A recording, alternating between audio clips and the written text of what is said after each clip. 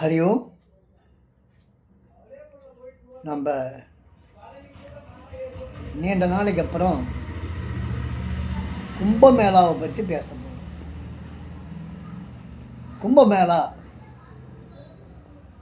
2013 கும்பமேளாவுக்கு நான் போயிட்டு வந்தேன்.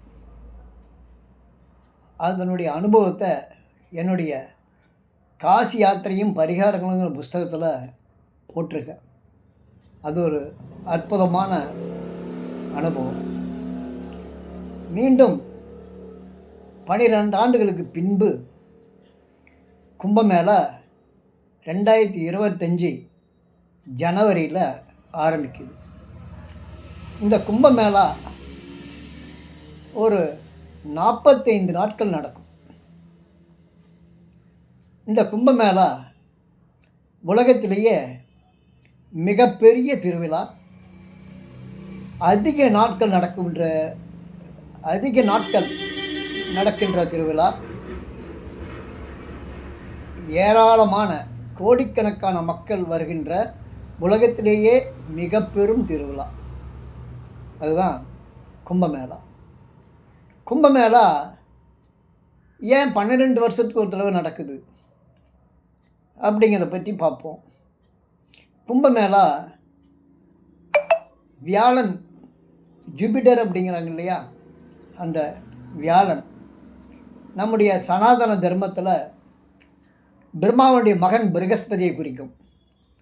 அவருடைய கணக்குப்படி 12 வருஷத்துக்கு ஒரு தடவை வச்சுருக்காங்க. இது ஆயிரக்கணக்கான ஆண்டுகளாக தொடர்ந்து நடந்து வந்துகிட்டு இருக்கு.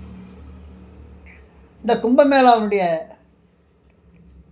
தாற்பயம், அதாவது இது எதற்காக, எதை முன்னிட்டு நடக்கிறது என்றால், இந்த கும்பமேளாவானது தேவர் அசுரருடைய அமிர்தம் கிடைவதற்கான வாசுகியை வைத்து, மகாமேருவை வைத்து, கூர்மத்தை வைத்து கடைந்தார்கள். பார்க்கடலை கடைந்தார்கள். அப்பொழுது அமிர்தம் வந்தது. இந்த நிகழ்வை முன்னிட்டு தான் இந்த கும்பமேளா நடக்கிறது. கும்பமேளா நடக்கும் இடங்கள் பிரயாக்ராஜ், நாசிக்கு, உஜ்ஜயினி, ஹரித்வார். இந்த 4 இடங்கள்லையும் 12 ஆண்டுகளுக்கு ஒரு முறை மாறி மாறி வந்து கொண்டே இருக்கும். அதில் மிக முக்கியமான கும்பமேளா பிரயாக்ராஜ். அதாவது பழங்காலத்து பெயர் பிரயாக்ராஜ். இந்த காலத்தில் அலகாபாத் அந்த பெயர் மாற்றப்பட்டு விட்டது, இப்பொழுது இல்லை. பிரயாக் என்றால் என்ன? நமது தமிழ்நாட்டில் காவிரியும் பவானி நதியும் கூடும் அந்த இடத்துக்கு பேர் கூடுதுறை என்று பெயர்.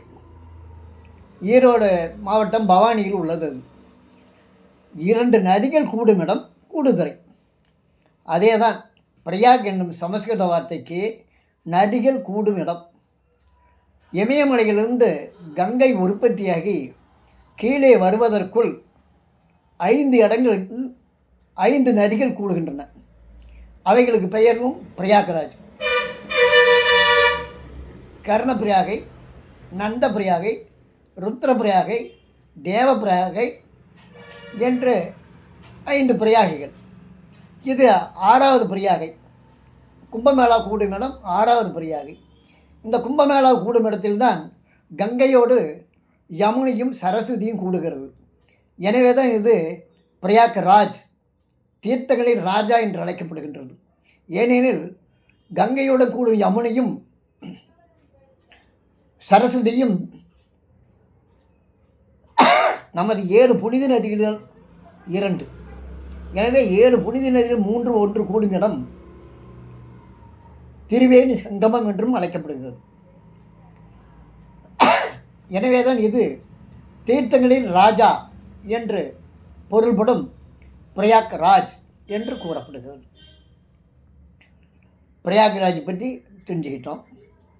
அடுத்தது கும்பமேளா இன்னும் என்ன சிறப்பு இருக்குது அப்படிங்கிறத அடுத்த வீடியோவில் பார்ப்போம். ஹரி ஓம்.